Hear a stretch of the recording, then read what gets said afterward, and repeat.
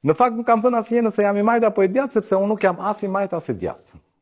Si një pjesë e mirë e ekonomistëve modern dhe në linjën e tyre, unë jam universalist, pra jam edhe i majt edhe i djathtë, sepse besoj që e majta dhe e djathta janë pjesë përbërëse e të njëjtit segment të ekonomisë, i cili fillon nga prodhimi të mirës, zhvillimit, progresit material dhe përfundon te rishpërndarja e këtij progresi.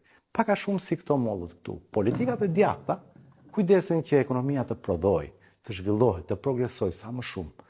Politikat e majta kujdesen që ky prodhim, ky progres, ky shtesë ekonomie të rishpërndahet për ta gëzuar që të gjithë, jo vetëm biznesmenët, por edhe punëtorët, edhe pensionistët, edhe studentët, edhe ata me ndihmë ekonomike.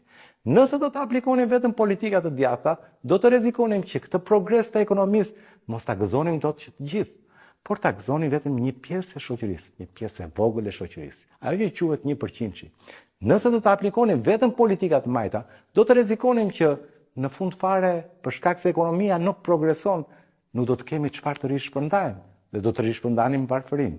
Prandaj unë jam universalist për të përdorur politikat të djathta aty ku duhet të progresojë ekonomia dhe të ecë përpara, dhe politikat majta aty ku duhet të rishpërndarë.